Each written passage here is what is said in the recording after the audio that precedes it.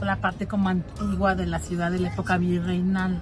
Toda esta parte de atrás es la parte más virreinal. Así es. Y esta parte de acá es más...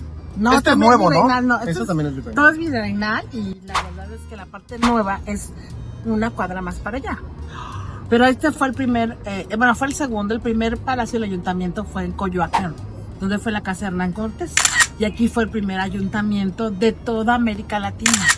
Entonces es monumentos históricos más importantes de toda la humanidad.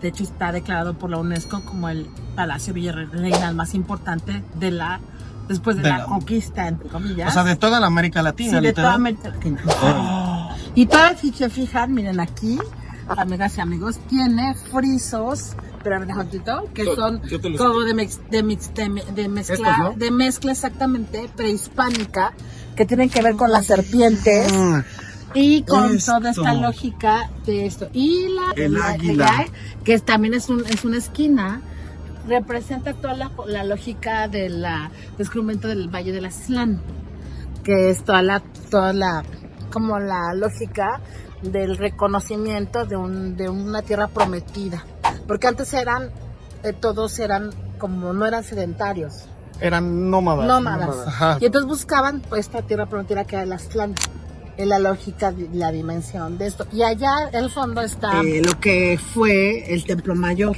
Sí, el centrito. Y abajo, donde está la catedral, es el infierno, el inframundo, que es justamente todo el trabajo de la catedral, que son como todas las cosas del Big Clan, del infierno, ¿no? Del inframundo. No seas así. Yo venía de visita y aprendí un buen. Esta es la construcción de la casa de Tlalpan, que era un río. Y de hecho el río Churubusco, el río Mixcoac, hay muchos ríos, el río Hondo, que incluso hasta los años 40, de 1940, la forma de transporte más importante era el barco de vapor en esta ciudad. Y entonces después, ¿Hasta los 40 hasta el todavía? año 40, era muy importante porque venía de Xochimilco aquí, y atrás Tepito, pues históricamente ha sido los mercados. Sí. Entonces, O sea, siempre fue mercado. Siempre fue mercado. Entonces, todos venían como a vender acá sus productos y era una zona de mercados. De hecho, esta plaza históricamente existía como una plaza de mercado.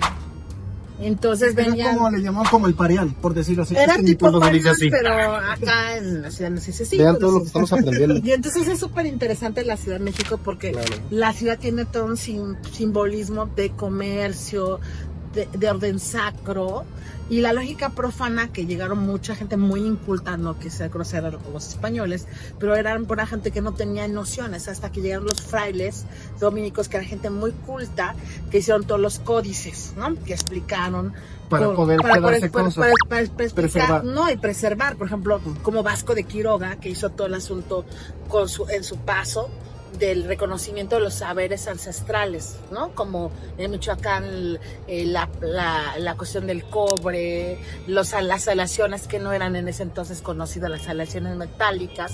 Entonces es muy interesante, los códices explican perfectamente, como Fray Bernardo decía, hay muchos frailes que hacen códices explicando todo este proceso. ¿Y sabes dónde hay códices expuestos? O sea, que las personas... Bueno, los códices muchos están en Europa, porque se los llevaron las congregaciones religiosas. Por ejemplo, más importante está en Bélgica, por ejemplo, pero tienen réplicas en el Museo de Antropología de la Ciudad de México. Es una belleza.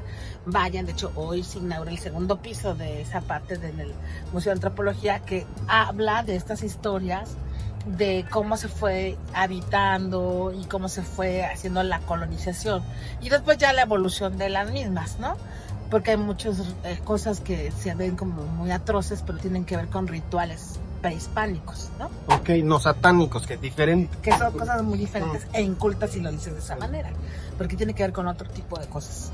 Entonces, la verdad es muy interesante la ciudad. Les recomiendo que conozcan la ciudad, que amen la ciudad y el sentido histórico de esta ciudad y la energía de la ciudad, ¿no? Sí, porque este es un centro energético también muy importante. Sí. Mira, y lo más importante, que no es que esté prediciendo, pero cuando hay una niña que defiende mucho nuestras raíces, va a defender mucho más el país en más de lo que se imagina.